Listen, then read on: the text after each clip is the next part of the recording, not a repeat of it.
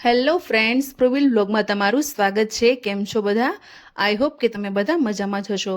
સાંજે જમવામાં મેં દાળ ઢોકળી બનાવી હતી અને થોડાક ભાત બનાવ્યા હતા.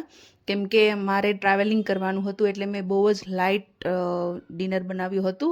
અને ઢોકળીમાં મેં બાફેલા જે સિંગ હોય તે પણ નાખી હતી. પછી હું નીકળી ગઈ હતી કેમ કે મારે ટ્રાવેલિંગ કરીને ગામડે જવાનું હતું.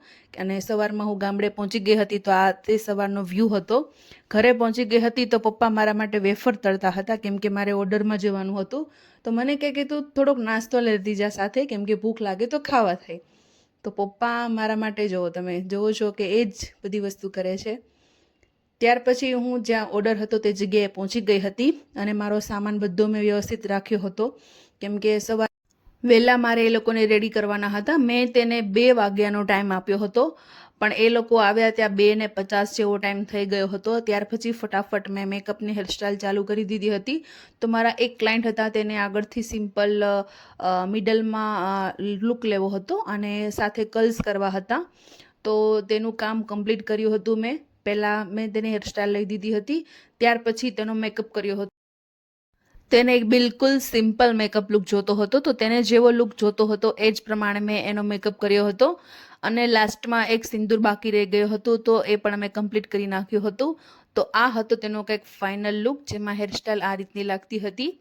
અને ત્યાર પછી એક બીજા હતા ક્લાયન્ટ, તેને પણ મેં મેકઅપ હેરસ્ટાઈલ ડન કરી નાખ્યો હતો અને એનો પણ હું સિંદૂર લગાવતી હતી. અને તેનો જે લુક હતો તે કંઈક આ રીતના હતો કે જેમાં મેં કર્લ્સ કર્યા હતા અને વચ્ચે મેસી લુકની ચોટી લીધી હતી. તે રિયલમાં બહુ જ મસ્ત લાગતી હતી અને તેને પણ ખૂબ જ ગમી હતી. ત્યાર પછી ત્રીજા ક્લાયન્ટ હતા, તેને સિમ્પલ લુક આગળથી જોતો હતો અને પાછળથી સ્ટ્રેટનિંગ લુક જોતો હતો. તો એના પણ મેં મેકઅપ હેરસ્ટાઈલ ડન કરી દીધા હતા અને કંઈક આ રીતની હેરસ્ટાઈલ લાગતી હતી. ત્યાર પછી એક ક્યુટ બેબી ગર્લ હતી જે સવારમાં ઉઠીને આવી મારી પાસે. હું તેને પૂછતી હતી કે તારે કેવો મેકઅપ કરવો છે, શું કરવું છે, પણ બહુ વહેલી ઉઠી હતી એટલે તેનું મૂડ ન હતું.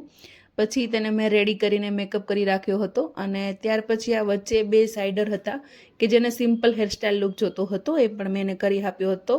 ત્યાર પછી તે રૂમમાં હું બેઠી હતી તો 2 ચકલીઓ હતી કે જે થોડી વારે અંદર આવતી હતી ને બહાર જતી હતી.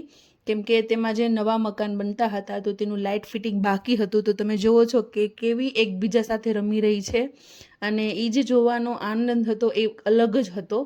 કેમ કે તેને જોઈને જે નાનપણનું એક ગીત છે ને કે ચક્કી બેન મારી સાથે રમવા આવશો કે નહીં, એ મને યાદ આવ્યું હતું અને એ વિડીયો બનાવીને પણ મેં અપલોડ કરેલો છે.